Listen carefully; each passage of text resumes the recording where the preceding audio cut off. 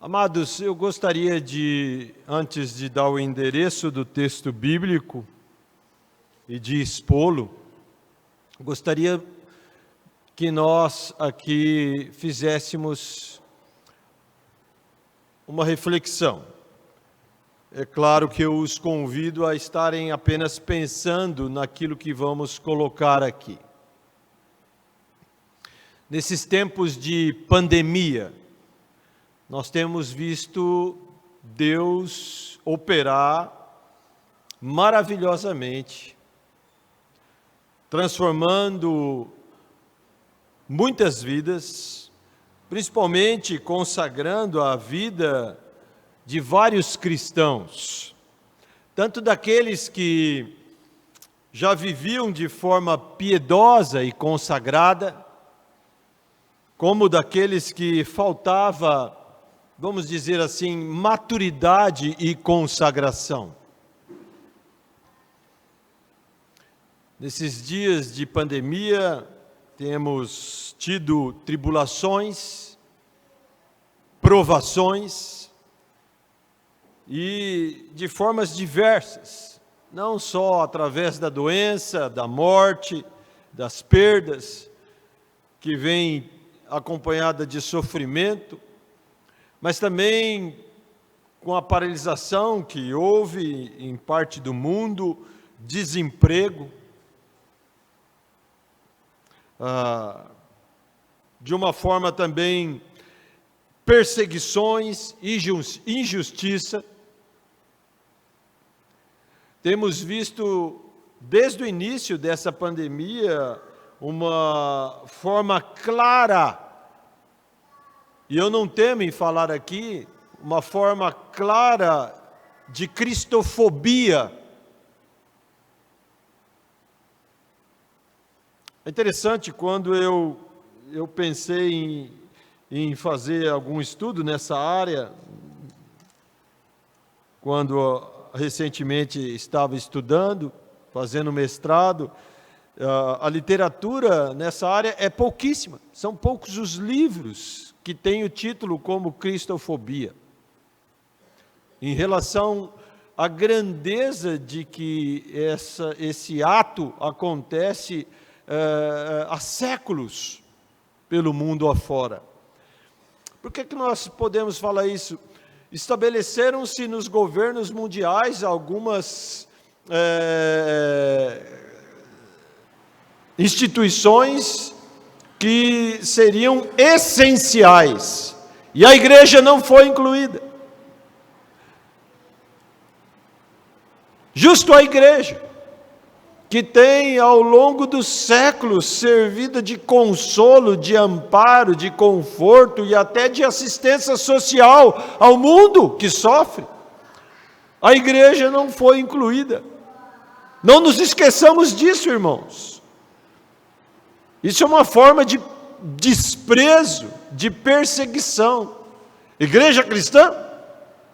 É claro que englobou aí todos os outros igrejas, tipos de fé, credos.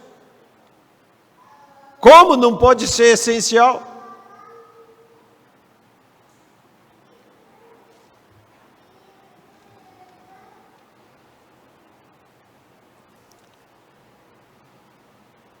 Assim, nessas e nas várias tribulações desse nosso tempo, muitos cristãos buscam com mais fervor o Senhor, experimentam a sua misericórdia, graça, amor. Nós estamos literalmente testemunhando mais leitura da Bíblia,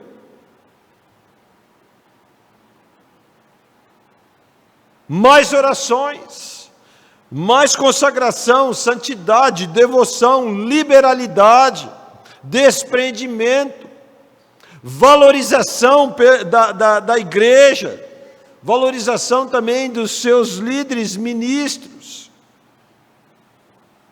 Nós vivemos uma época de tribulação geral, onde todos estão com medo, todos estão com um certo tipo de ansiedade, temerosos. O que vai ser amanhã? Vai vir uma segunda onda? Surgirá uma nova doença? Como é que vai ser quando acabar tudo? Vai ter um retorno? O mundo vai voltar a ser o mesmo? E tantas incertezas que em nós, seres humanos, cristãos ou não, geram ansiedade. Infelizmente, daqueles que não têm a fé cristã, muito suicídio, muitos suicídios, em diversos países, não só aqueles países que comumente havia, muita doença psicossomática, ansiedade, depressão severa, até loucura, um mundo sem esperança. Mas vemos em contrapartida isso, dos cristãos verdadeiros, a igreja verdadeira, mandaram um outro recado ao mundo.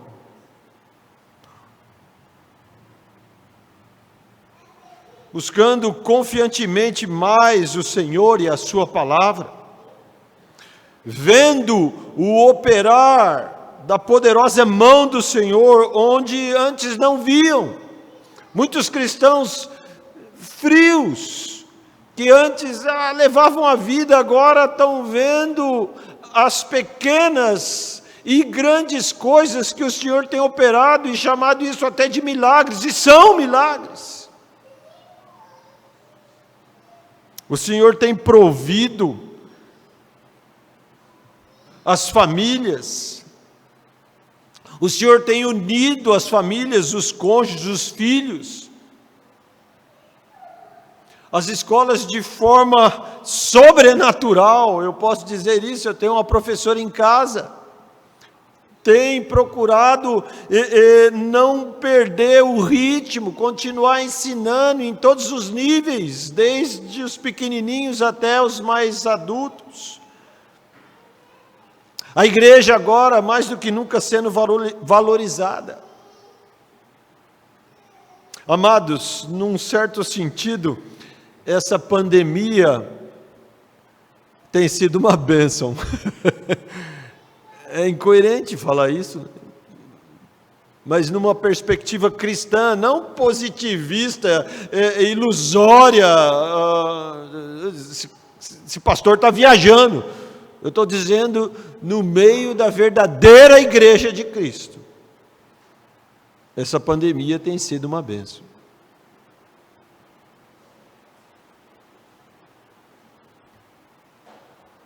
Eu quero ler com os amados um texto que já pregamos aqui, outros presbíteros também pregaram, pelo que eu me lembro. A epístola de Tiago, o meio-irmão de Jesus.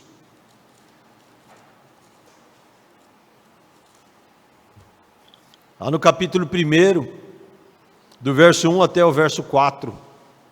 Você que está em casa, você que está aqui, abra a sua Bíblia, acompanhe, seja um crente bereano para saber se estamos expondo e lendo aquilo que estamos propondo aqui.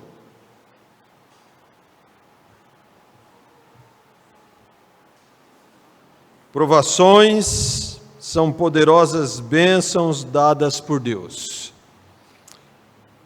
Nessa proposição vamos tentar entender então o que a palavra de Deus nos fala. Epístola de Tiago, capítulo 1, do verso 1 ao verso 4. Tiago, servo de Deus e do Senhor Jesus Cristo, às 12 tribos que se encontram na dispersão, saudações. Meus irmãos, tende por motivo de toda alegria o passardes por várias provações, sabendo que a provação da vossa fé, uma vez confirmada, produz perseverança. Ora, a perseverança deve ter ação completa, para que sejais perfeitos e íntegros e em nada deficientes. Tiago é uma forma grega do nome hebraico Jacó,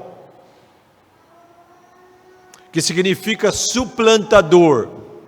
E é claro, aqui não o suplantador no aspecto negativo da palavra, mas é aquele que supera, é aquele que persevera, é aquele que se firma, e assim Tiago se firmou na fé em Jesus Cristo, depois de sua conversão. Ele, meio-irmão do Senhor,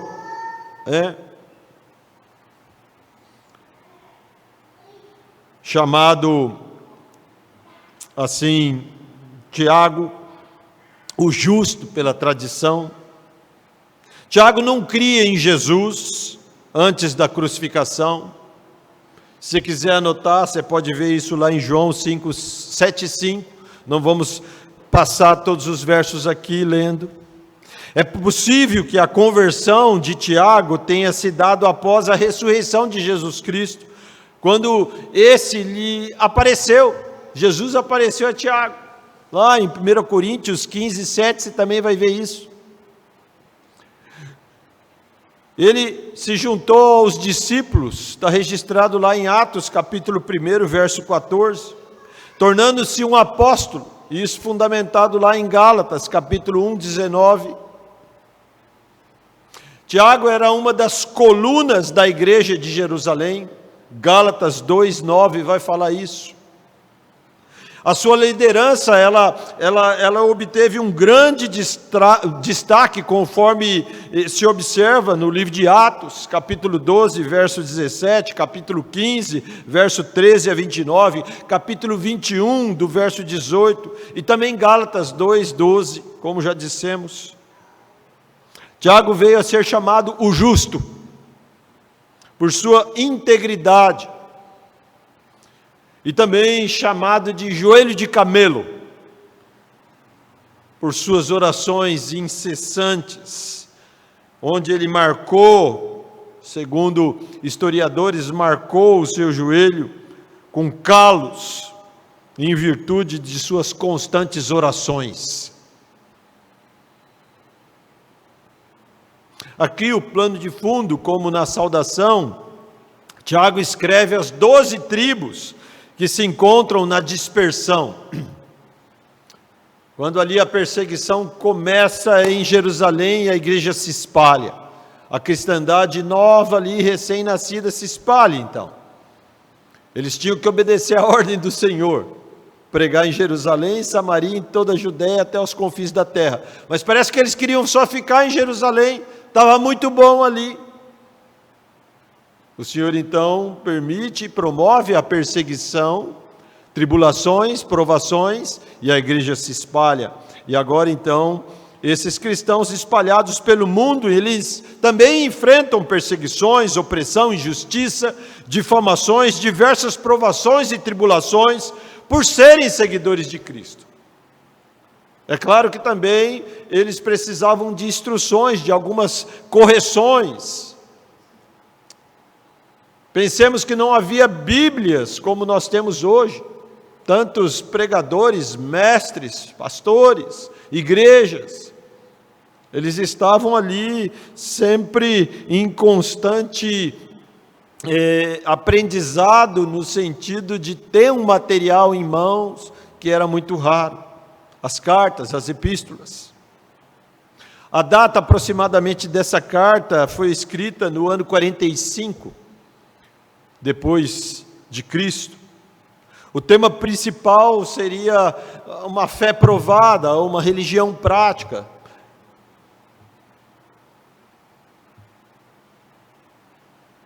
A contribuição dessa epístola, ela envolve encorajamento aos crentes em meio à aflição, que é o texto que lemos.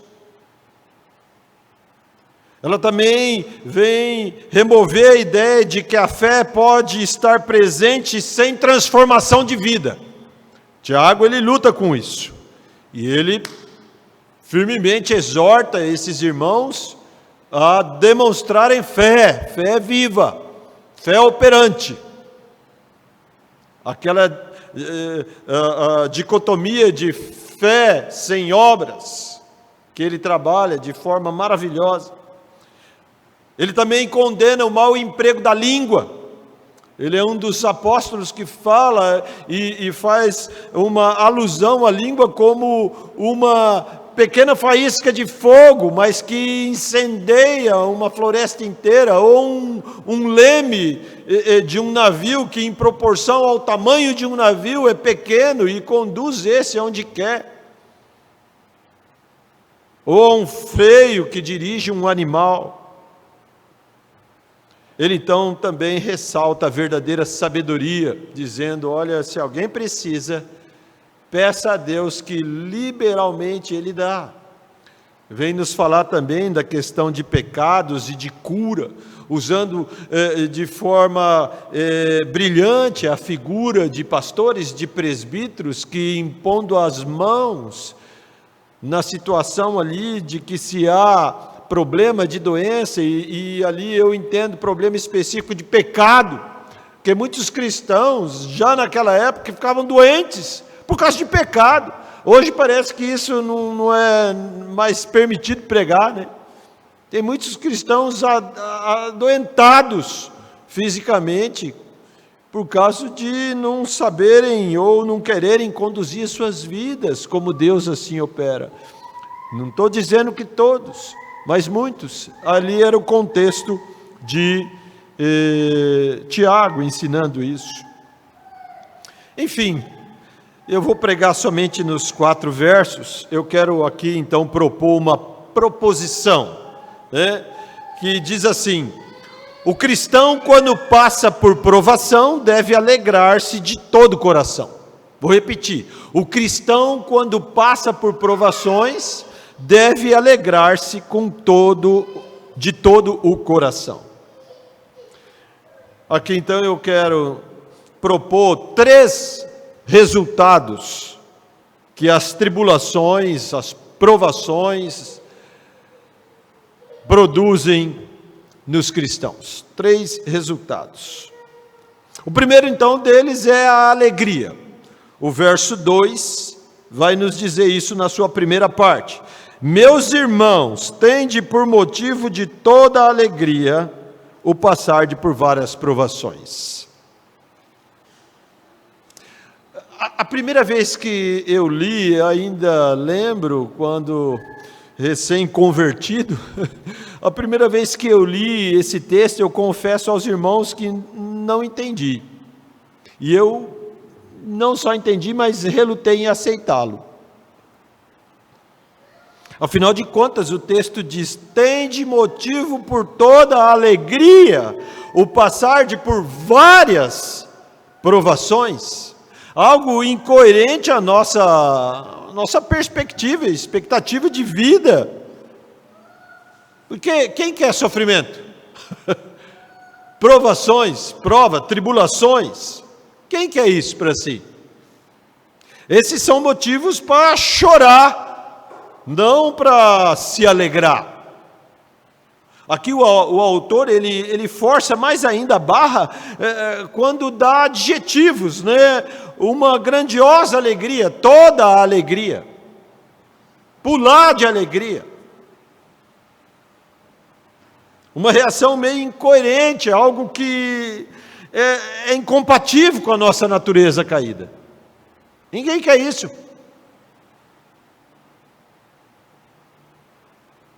Esse tipo de alegria que Tiago aqui nos fala tem paralelos com o que o Senhor falou no Sermão do Monte. Nas suas 2 últimas bem-aventuranças, narradas lá no Evangelho de Mateus, capítulo 5, do verso 10 até o verso 12, eu vou só relembrar aqui: bem-aventurados, é um paralelo, bem-aventurados os perseguidos por causa da justiça, porque deles é o reino dos céus. Bem-aventurados sois quando por minha causa vos injuriarem, vos perseguirem e mentindo disserem todo mal contra vós. Regozijai-vos, exultai, porque é grande o vosso galardão no céu, pois assim perseguiram aos profetas que vieram antes de nós.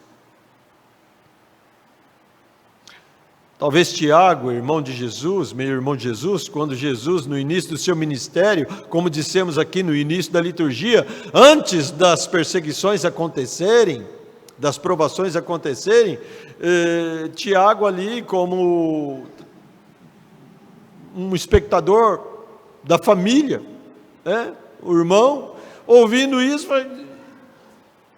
também não entendi nada. Mas com certeza aqui, depois de sua conversão, ele veio entender e aprender que o Senhor Jesus quis ensinar era algo precioso para a sua vida. A expressão aqui, bem-aventurados de Mateus, do Sermão do Monte, a palavra aqui na língua grega, ela descreve de forma geral alegria. Alegria. Já a expressão toda alegria de Tiago é uma palavra diferente aqui. Ela traz um significado mais forte e abrangente de toda a forma de alegria e também alegria coletiva, sentida e compartilhada como alegrai com os que se alegram.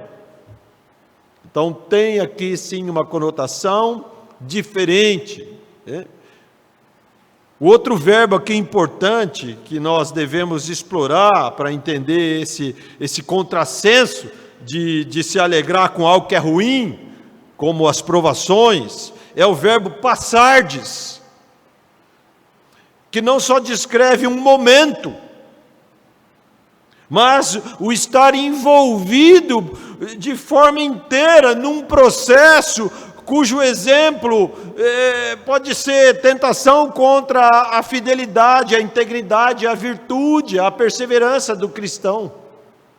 Nós somos provados, sofremos provações, tentações, para não sermos fiéis, íntegros, para não perseverarmos. Isso todo dia. Pense nisso. Ou uma sedução ao pecado, tentação, seja ela originada pelos desejos da carne, pelas circunstâncias externas ou internas ao pecado. Um estado também mental pelo qual nós somos seduzidos a pecar, ou a desviar da fé, ou a não buscar santidade. Enfim, provações, adversidade e tribulações permitidas por Deus, que servem para testar ou provar o caráter, a fé e a santidade dos fiéis. Daí a gente começa agora a baixar a guarda e entender, então por isso que é alegria. Por detrás dessas provações, primeiro no plural, existe a soberania de Deus, existe a permissão de Deus, e num sentido geral também, a intenção de Deus nisso tudo, para nos provar a fé. É certo que Deus não é Deus que tenta ninguém, mas Ele prova, e Ele prova através da nossa própria natureza. Somos pecadores. Deus não precisa fazer muito para nos provar. Já parou para pensar nisso? Nós mesmos, como pecadores, nos deixamos provar. A ideia aqui é através dessas várias provações, né? O cristão está tendo a feliz e privilegiada oportunidade de ser testado, ou seja, passar por uma ação de prova, teste. O que Tiago parece usar da mesma palavra aqui na nossa tradução, mas não é. A palavra agora é provação. Antes, primeiro, provações, agora a palavra é uma outra palavra, dokiminion, que vem de dokimos, que significa aprovados. Aqui, provações. Sabendo que a provação da vossa fé, primeiro, então, ele usa provações, e agora ele usa a palavra aprovação da vossa fé. A palavra aqui, então, provação, ela descreve não mais o meio pelo qual nós somos provados, mas a própria ação de provar, a fim de obter um resultado, como se fosse um teste, Pense aí, sei lá, eu como homem, gosto de carro, né? Um teste de um carro que acabou de sair da linha de montagem, um modelo novo, sei lá, ele agora vai ser testado, provado nas curvas, na estrada, onde for, para poder, depois de testado e aprovado, ser vendido no mercado com segurança. Para não acontecer acidentes, não ter aí os fabricantes que pagarem milionárias indenizações de um produto que colocou. Assim também como qualquer produto, testado, aprovado. Essa ideia leva-nos a mais um resultado das provações que devem nos fazer ter alegria e deleite espiritual. E aí nós vamos para o segundo resultado, perseverança, a perseverança. Percebem aí no texto? Meus irmãos, tende por motivos de toda alegria o passar por várias provações. E agora vem, sabendo que a provação da vossa fé, uma vez confirmada, produz perseverança. Mas ficando aqui somente com a última parte desse verso ainda, né? Tiago traz aqui as provações, ele diz que as provações produzem perseverança, e esse é mais um motivo, né, de alegria. Aqui a palavra antes de perseverança, né, no verso 3, não no 2, no verso 3, na sua primeira parte, é a palavra confirmada. Essa palavra, ela está então em consonância com a palavra provação. Foi provado, e agora, uma vez provado, está confirmado, suportou, passou por aquilo, não ficou destruído, né? Está confirmado. O teste com o objetivo de se provar algo, e isso é a fé. Pense assim, Deus nos deu a fé, e isso é dom de Deus, como Efésios 2, 8, 9 diz, não vem de ninguém, eu vou ter fé, eu vou comprar a fé, não, nós ganhamos de Deus a fé, só que essa fé, ela tem que ser testada, ela tem que ser provada para dizer para nós e para os outros, não para Deus, Ele sabe de tudo e todas as coisas. Pensa bem, Deus não precisa de prova sua ou minha se a gente tem fé ou não, Ele é onisciente, Ele sabe de nossa vida aqui até a eternidade. Não que nós não tenhamos que nos preocupar com Deus, mas nós primeiramente temos que saber, através das provações da nossa fé, se ela está ali, se ela existe, se ela se dá provas da poderosa obra que Deus tem feito em nossas vidas, entende? E aqui então, essa palavra confirmada, ela então está em consonância com a palavra provação. Um teste com o objetivo de se provar algo. Só que aí vem uma outra palavra que nós desprezamos muito, a palavrinha pequenina, que aparece centenas de vezes na Bíblia, na sua forma primária e de outras formas também, com outros sinônimos. A palavra que assim, às vezes nós desprezamos e não exploramos, principalmente aqueles que têm, é a fé.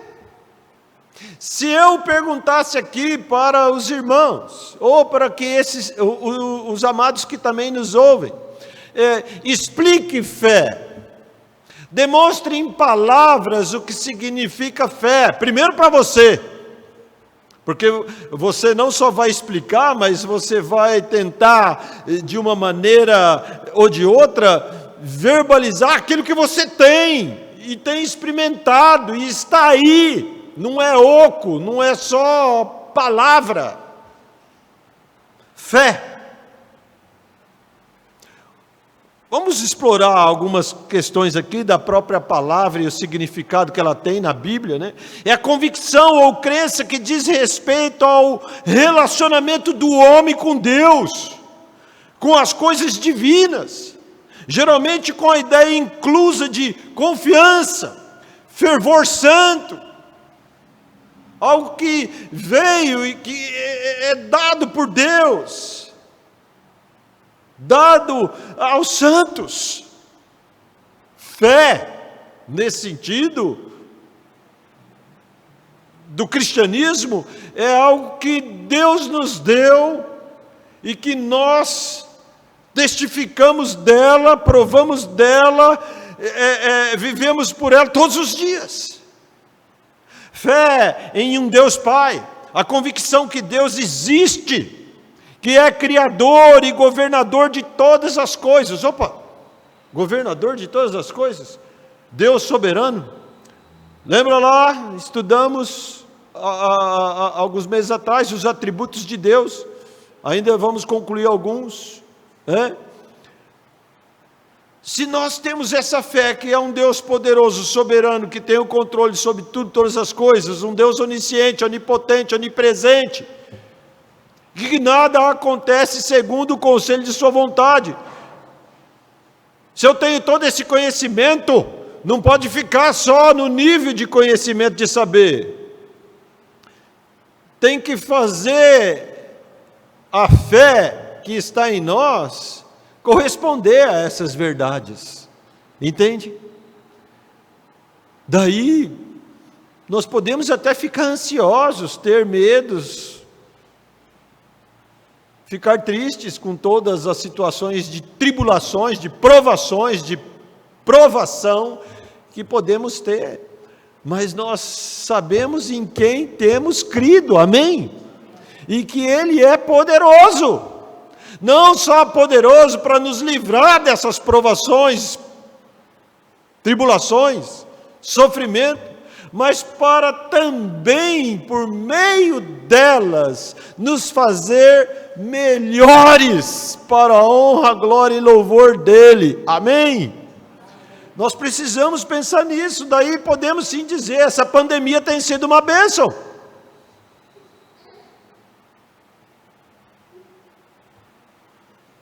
Fé em um Deus Filho e convicção de que Jesus é o Messias, através do qual nós obtivemos a salvação eterna e entrada garantida no reino dos céus. Fé em Jesus, que Ele que é o alfa e o ômega, é aquele que vive para sempre, é aquele que vai voltar, é aquele que está conosco todos os dias, para tudo. Não só para as nossas benesses ou o nosso bem-estar, segundo uma cosmovisão egoísta de vida, que muitos cristãos enchem muitas igrejas para isso, mas também para as provações, para as tribulações, para os sofrimentos. Ele é o Consolador, não, Ele enviou o Consolador, cremos no Deus Espírito Santo, na Santa Trindade, aquele que nos consola, aquele que sempre nos convence, não só ao mundo, mas a nós diretamente, do pecado, da justiça e do juízo, o Espírito Santo. Fé. E aqui nós poderíamos pregar só sobre a fé. Mas é essa fé que, uma vez confirmada, porque foi provada, que Tiago está nos ensinando aqui. Aí sim vem a palavra perseverança, uma outra palavra que também nos move a alegria, e alegria, toda a alegria, né? Descreve aqui a estabilidade, a constância, a tolerância, a característica do cristão que não se desvia do seu propósito, de sua lealdade, de sua fé, a sua piedade, mesmo diante das maiores e variadas provações. motivo de toda alegria o passar por várias provações. Descreve a perseverança, a paciência e firmeza de alguém que espera em Deus, apesar das circunstâncias. O que significa é uma ação de perseverar, de sofrer, suportar com calma, paciência e heroicamente. Não é, entanto, uma atitude passiva. Pelo contrário, é uma atitude dinâmica, a perseverança. Eu não persevero agora nessa circunstância. Não, eu vivo perseverando. Tem a aplicação ao período de duração de um trabalho cansativo que alguém desempenhou sob pressão, né? Usava-se também essa palavra para adjetivar uma planta que mesmo sob condições desfavoráveis conseguia sobreviver. Somos nós, amados, os cristãos. Quantos testemunhos nós vimos aqui? Tem centenas, milhares deles. Irmãos nossos trancados em containers. Você que veio de manhã ou assistiu de manhã, um container não tem banheiro, não tem janela, não tem respirador, não tem nada. Irmãos nossos, não só em containers, como em prisões, em campos de concentração, e perseveram, não negam a fé, por isso que continuam lá.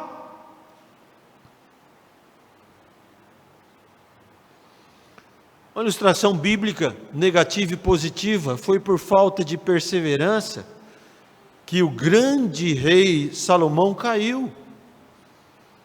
Tinha tudo. Tinha a fé deixada pelo seu pai, o grande rei Davi, que mesmo que também tenha pecado, mas passou a ele um legado de fé. Tanto que Davi escreveu e se relacionou com Deus, mesmo no seu pecado, chamado o homem segundo o coração de Deus. Isso não foi tirado de Davi. E Salomão, no meio do caminho, caiu, depois se arrependeu e escreveu Provérbios.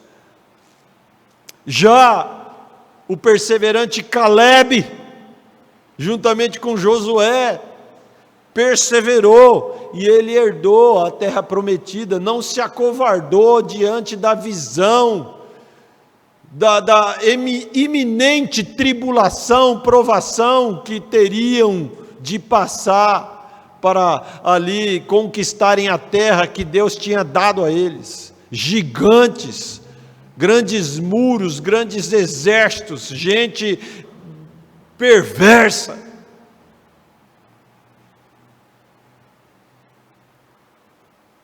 A igreja primitiva foi cruelmente perseguida, assolada pelo Império Romano, quase 400 anos, falamos isso de manhã, repetimos aqui. Nós, igreja de hoje e de sempre, nós não temos a noção do tempo, por isso que história é muito importante. Nós aprendemos muito com a história. Histórias, é claro, relevantes e verdadeiras, né? A igreja resistiu, a igreja perseverou desde o início. E como usamos também no estudo pela manhã, a citação de Paulo, lá em Coríntios, onde diz que ele e a igreja se conduziam em triunfo. Mesmo perseguida, tribulada, provada, a igreja se conduz em triunfo, porque o poder dela não está nela mesma, mas naquele que tem a vitória, amém? Aquele que é o Senhor da glória. Podem fazer o que quiser com a igreja, ela não vai cair, ela não vai acabar. E no fim, quando o Senhor dela, o nosso Senhor, voltar, seremos nós que existiremos. e julgaremos e governaremos o mundo. Mas antes aqui, tem que ter fé provada. Hoje o que está em voga é uma igreja ainda triunfalista, né? Parece que desmoronou, né? Cadê as curas? Alguém maldosamente escreveu, né? Cadê as curas? Cadê os milagres de cura aí? No sentido de que vai lá e pá, né? Cadê? Cadê esses profetas todos, homens poderosos de fé, né? Com chapéu sem chapéu, com toga com barba sem barba, cura, cadê? Deviam estar usando esses para curar todo mundo, do mundo inteiro. Parece que a gente também não se esquece muito dessas coisas, né? A igreja triunfalista, onde não podem existir provações, pobreza, doença, perseguição e aí vai. Eu fico pensando na igreja perseguida. Como já dissemos aqui, há décadas sofre pela fé. Fico pensando em nós, no passar dos anos, como é que nós iremos enfrentar as duras provas de fogo que teremos pela frente? Porque a Bíblia fala isso. Será que os ministros estão preparando as suas igrejas para perseguição? Isso não atrai, esvazia a igreja. É palavra de Deus também. Como reagiremos? Desistiremos? Não perseveremos? Não iremos perseverar? Uma das razões dos cristãos se alegrarem quando passam por provações é que as provações produzem perseverança. Sejamos assim felizes e perseveremos na fé ao Senhor. Amém? A terceira e última razão, então, porque os cristãos devem se alegrar, é que nas provações nós conquistamos maturidade. Aqui a maturidade, no verso 4, ora, a perseverança deve ter ação completa, para que sejais perfeitos e íntegros e em nada deficientes. Essas três palavras, se fôssemos explorar aqui, ficaria longa. Coloquei como maturidade. Tiago aqui, ele interrompe então o processo com uma ordem. Ele diz que os crentes devem permitir que a aprovação tenha ação completa. A palavra na escrita da Bíblia aqui descreve uma obra perfeita, contínua, sem interrupção, mas que no final, por mais dificuldades que existam, ela se conclui perfeita. A outra palavrinha aqui, que para nós traduzida como, talvez, preposições, para quê, né? Aqui apresenta uma descrição de ação completa, assim como também do propósito final da aprovação. Eu vou explicar. Começa uma provação, ou provações, ou tribulações, ou sofrimentos em nossas vidas. E aí, isso tem um início, starta lá, está aqui. Aí, o que a gente gostaria é que nem startasse, nem começasse, e que ela caminhasse só um pouquinho, e já acabasse ali, corta. Em nome de Jesus, sai, né? Vai saber. Não, Deus nos opera em nós, na nossa fé, com uma ação completa. Startou aqui e vai. Aí eu fico surpreso comigo mesmo e até com alguns outros, né? A gente pensa que a coisa acabou, só está começando. Ou então pensa que acabou, vem outra. A verdade é que está tendo uma ação completa. Não, curou, está certo. ficou legal, agora vamos dar um relaxo. E até existe esse ato da graça e misericórdia de Deus em nos dar um fôlego para respirar. Quando começa um processo desse tipo em cada um de nós, e aí eu creio que você possa já ter lembrado de vários desses que você enfrentou ou ainda enfrenta.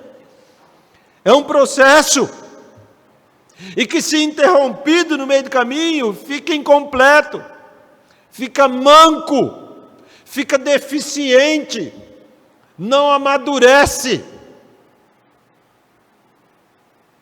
e não produz a perseverança, né?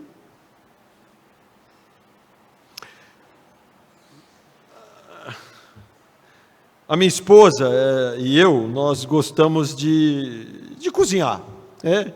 E ela antes gostava mais, né, de fazer pães. Aí eu também passei a fazer pães, né, número 1, aquelas coisas, né? E aí, faz tempo que a gente não faz pães, né? É porque a vizinha não deixa, né? A vizinha, gentilmente, ela leva lá os pães quentinhos, pão, tudo quanto é tipo, né? Dia sim, dia não, tem pãozinho lá. Muito obrigado, vizinha, minha amada sogra, né?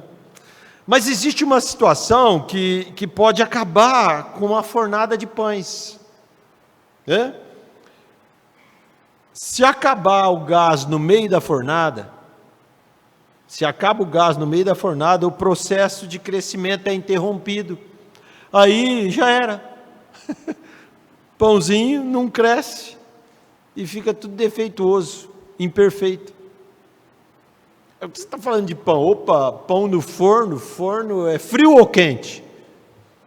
Quente, né? Alguns fornos aí indicam para atingir 280, 300 graus, né? Tem que ser o processo ali do sofrimento da massa, do fermento e toda aquela mistura que está lá, até o fim, até chegar naquele pãozinho perfeito. Não vou falar que nós somos pãezinhos de Jesus, senão depois vão me caçar, né? Mas, de uma forma alegórica, nós somos, talvez, uma outra ilustração, carvão, né? Sabia que o carvão mineral, através do tempo, das intempéries, da pressão e de vários outros processos que levam anos, o carvão vira diamante? Você já sabia disso? O carvão vira diamante. É o primeiro estágio do diamante, é o carvão. Somos pedras vivas, né? Como diz o hino, né? Como diz o hino, olha, já está uma receita aí para cantar, né? Somos pedras vivas nas mãos do Senhor, onde Ele está lapidando, né? Onde Ele está de forma, fazendo a gente passar por provações, por prova, para que cada vez mais a luz que Ele colocou em nós brilhe. Brilha Jesus, brilha através da igreja, brilha em nós. Aqui o termo perfeito, ele merece também uma explicação, não significa uma ausência de defeitos, tá? A palavra, ela pode apresentar vários sentidos: perfeito, adulto, maduro, plenamente desenvolvido. Nos papiros antigos, esse termo era usado para designar a maioridade civil das pessoas, que se tornavam assim responsáveis. Era usada também para frutos maduros e para mercadorias em boas condições, para vender. Quantas vezes nós queremos escapar das provações? Quantas vezes queremos e torcemos para que o gás acabe, né? Claro, no caso do pão é para que o gás não acabe, né? Mas na alusão da historinha aqui, acaba logo aí, não queremos mais ficar nesse forno do sofrimento. Tribulação acabe, a doença seja curada, a pandemia acabe.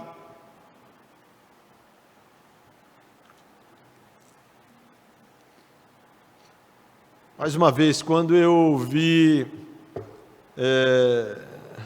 dos meus professores, ainda no seminário, um deles,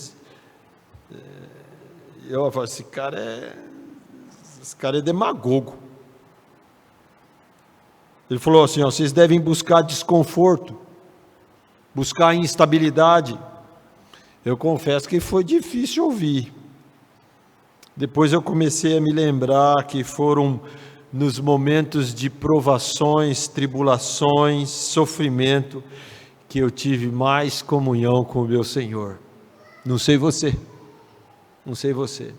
Daí, provações são bênçãos poderosas nas mãos de Deus, para nos levar mais perto dEle, para nos fazer mais igual a Cristo, para desfrutarmos de mais comunhão, para conhecê-lo mais, para valorizar mais aquilo que Ele tem para nos dar. Amados, um dos processos que Deus usa para nos aperfeiçoar são as provações, que produzem em nós a perseverança. Quando perseveramos até o fim, nós nos fortalecemos, ficamos aprovados e aperfeiçoados para melhor adorar, servir o nosso Deus. O nosso Senhor Jesus, que é a maior prova nessa questão. O que o Senhor Jesus passou? Agradou a Deus, como diz Isaías, agradou a Deus moê-lo, fazê-lo enfermar, sofrer e morrer, para que tivéssemos assim a justiça de Deus, a justiça abençoada de Deus sobre nós.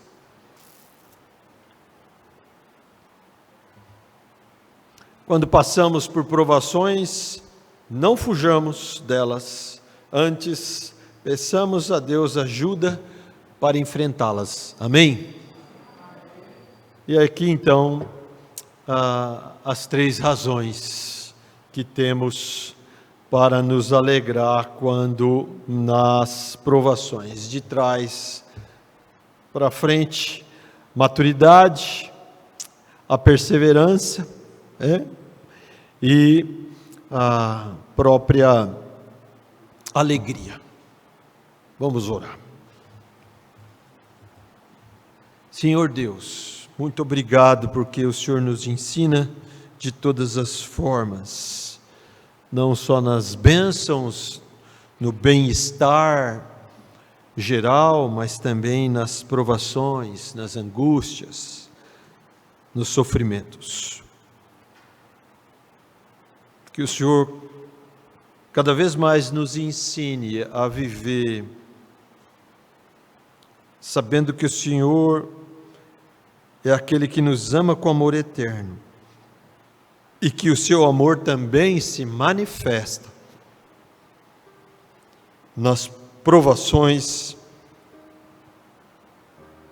e sofrimentos de nossa vida. Ajuda-nos a nos apropriar desses momentos, dessas circunstâncias que podem ter tempos determinados, mais curtos, longos. Não nos deixe cair no erro de tentar abreviar esse tempo santo e abençoado. Mas antes, com fé perseverante e muita alegria, aproveitar ao máximo essas circunstâncias, para que lá na frente possamos não só estarmos aprovados diante de Ti, mas também diante dos homens, mostrando a cada um deles a razão da nossa fé. Oramos no nome de Jesus. Amém. Louvaremos o Senhor com o hino 307.